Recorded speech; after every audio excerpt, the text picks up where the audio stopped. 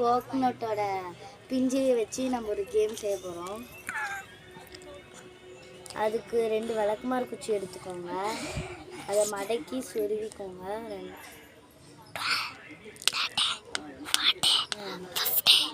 சென்டரில் வந்துட்டு ஒரு குச்சி சொருவிக்கோங்க.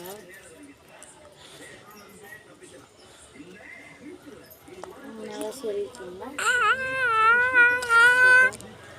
அப்புறம் 2 குச்சி எடுத்துக்கோங்க. டேப் என்கிட்ட இல்லை, கம்பல்சரி நீங்கள் 2 குச்சி எடுத்துக்கணும்.